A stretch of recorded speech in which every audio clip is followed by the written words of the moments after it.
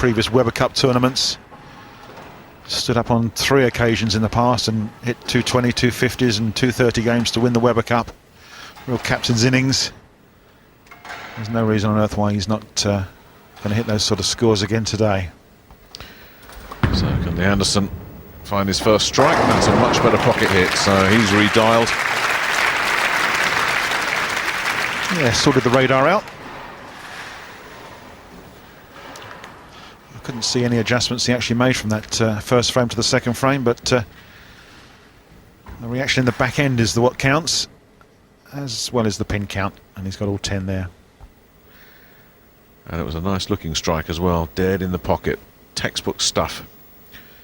So Kaminsky, who had a nice pocket hit himself, just couldn't kick out the 9. Let's see if he can match Lee Anderson's strike with a strike of his own.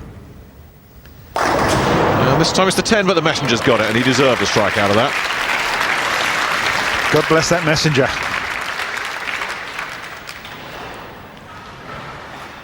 Nice smooth style here of Guy. Nice high backswing, steady at the line. And this is the head pitch going to come flying back. And there she goes. Takes the 10 pin away and counts as a strike. Welcome back to the World 10-Pin Masters. This is our second match. Thomas Lee Anderson against South African Guy Kaminsky. We join the action in frame 4 of the opening game. Commentary from Cass Edwards and Nick Halling.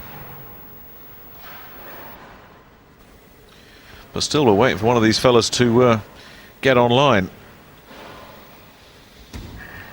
Both these fellas capable of striking at will. And Lee Anderson now taking a little bit of time. In fact, no, there's the bar is down on the pins, and he's gone for a re-rack, has he? No. Now the bar is raised, and he's definitely gone for the re-rack.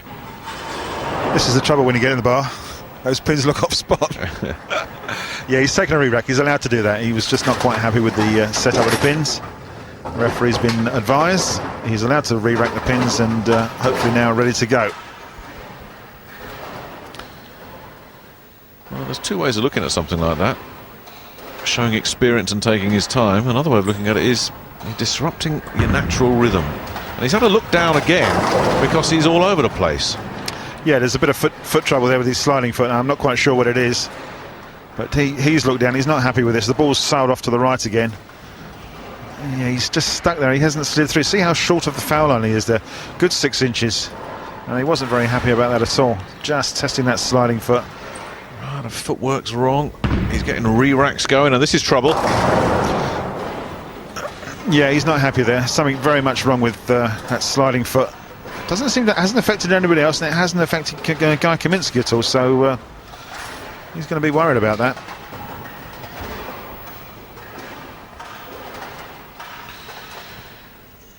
Well, there's clearly a story developing here. Thomas Lee Anderson very unhappy. No wonder. Look at that card. Horrendous. Yeah, certainly a look of apprehension on his face. Let's see what Guy can do. Opportunities to take a lead here. As you say, no problems with his approach. He looks smooth. Well, he's left himself one that gets missed. This is not an easy one. Yeah, the 3, the 6 and the 10. There's a couple of ways of sparing this. The shot went high through the head pin. It's just inside his mark. Bit of overreaction in the back end. Now he can go either side of that lead pin. Left hand side or right hand side. The danger is that you leave the lead pin standing. You've got to make sure you take that out. That he has done, as he chose the left hand side. But Guy is doing Thomas Lee Anderson a favour here by sparing rather than striking. He's not jumping on Thomas's problem area. His lead is minimal. And with Lee Anderson all over the place, it's only a matter of time before Thomas sorts his game out. Guy's really got to make hay at the moment.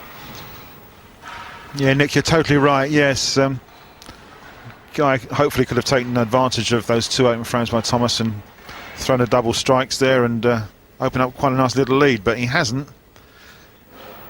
Spares make bonuses and progresses his lead, but certainly not by as many as he wanted to. Now let's see what Thomas does here. Let's see what his approach is like. He seemed happier. Well, at least he's hit the head pin. He's made a strike. Made a strike as well, yeah.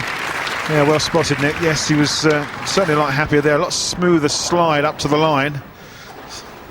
Still doesn't look 100% happy, does he? But here we go. Let's see that sliding foot. Well, it's come to a stop, and he's nicely balanced.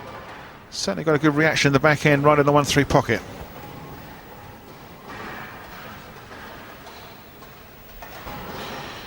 Thomas is one of these guys who could strike out from here comfortably. Guy Kaminski's lead is paper thin.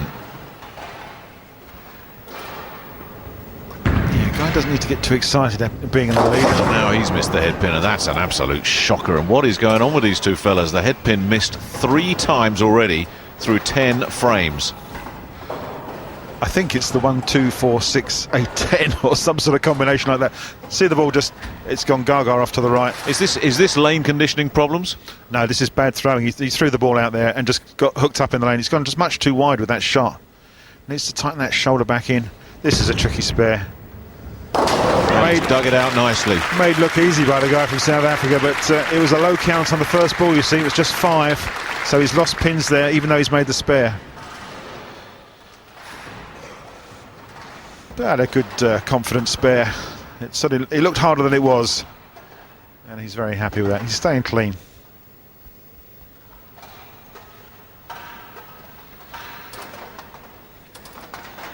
But Guy Kaminski with a single pin lead. When you consider the problems Lee Anderson has had, Guy will be looking back at this and saying, you know what, 1 strike in 5 frames, it's not enough to beat Thomas Lee Anderson, because Thomas might just be starting to sort things out. He's just about slid the head pin in there, and took out the 10. Yeah, he's hit that one thin and made them spin, and it's a double. First double of the match, and it goes to the player from Sweden. Was that my imagination, Cass, or was it not the best pocket hit we've ever seen from Thomas Lee Anderson? I'm sure he's not going to worry about it. As I say, it was slightly light on that head pin, but mixed and matched. Set off the chain reaction and counted all 10. And the first double of the match. Guy has 1 strike. It came in frame 2. And we've seen that spare before, and Guy's having some problems here. Yeah, it's the 3-6-10 yet again. He's playing tight inside and getting a lot of overreaction in the back end in the last 15 feet of the lane. But we have seen him throw one a little bit wide and obviously got caught up in the lane, and the ball stayed out to the right. So at the moment he's looking a bit confused. It's an overreaction on the inside of the lane and very little reaction on the outside. So he's got to find a happy medium here. Nicely done again, but his pin count's a problem. He's had 7 twice and 5 in the last 3 frames. He's just slipping further and further behind. Well, Thomas Lee Anderson has had his problems at the approach in this match, but normally he is one of the real textbook bowlers. Let's compare the styles of these two fellas. Lee Anderson on the left is as smooth as they come. Guy a little bit crab-like in his approach. He's got that very high backswing, and Thomas with a deep knee bend and follow through.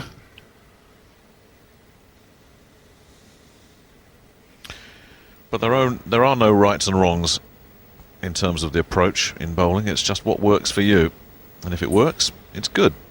Can Lee Anderson go for Turkey? No, he's missed the head, or he might have just chipped it, but I mean, it's a shocker of a shot from Thomas. He's played a totally different line. He's played straight down second arrow, maybe just outside on about maybe 8 or 9 board, and just has not made the head pin.